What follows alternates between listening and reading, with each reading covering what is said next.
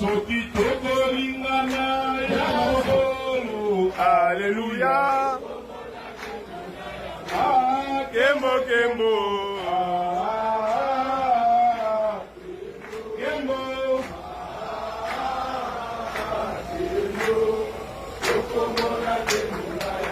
Tokaki misu tata Nzambe. Biso bana na yo ma jeune kabiliste. Tokotika mokonzi ya mboka na biso Félix Tshisekedi na maboko na yo. Oza na kati na ye. On appelé ye ke akomi président pour la constitution. On appelé ye ke mutoza na droit ya kovenir constitution azate. On appelé ye Nzambe s'il te plaît.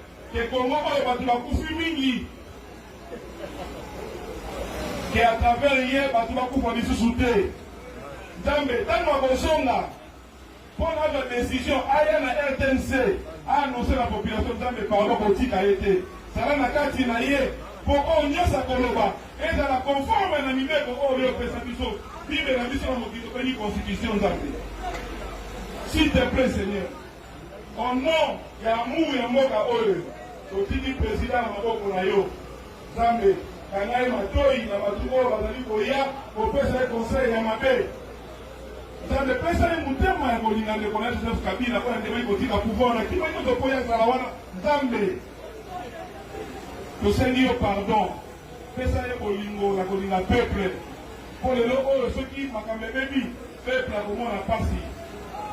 Nzambe kozala na ye ebandeli tina suka na nguya na yo toza na espoir ke tanga koya na RTNC akozele constitution te nous disons amen.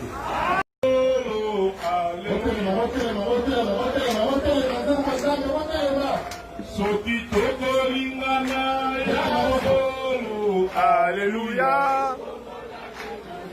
Ah, kembo kembo. Kembo.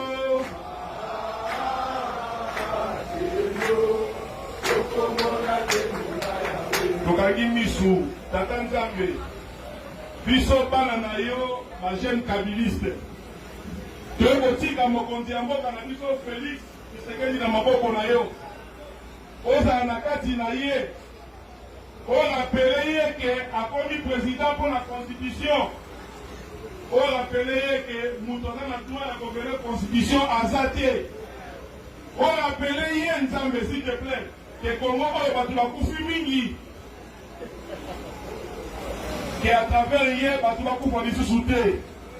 Nzambe tango akozonga pour la décision aya na RTNC a annoncé la population Nzambe pardon kotika ete.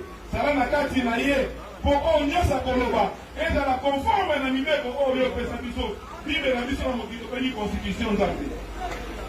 S'il te plaît Seigneur, au nom ya amour ya mboka oyo totiki président na maboko na yo Nzambe kangai matoi na batu oyo bazali koya kopesa conseil ya mabe. Nzambe pesa ye mutema ya kolinga ndeko na Joseph Kabila kwa ndema kotika pouvoir na kima nyoto koya zala wana Nzambe. Tosengi yo pardon. Pesa ye kolingo na kolinga peuple. Pour le logo oyo soki makambe bebi peuple akomona pasi. Nzambe kozala na ye ebandeli tina suka na nguya na yo toza na espoir ke tanga koya na RTNC akozele constitution te nous disons amen.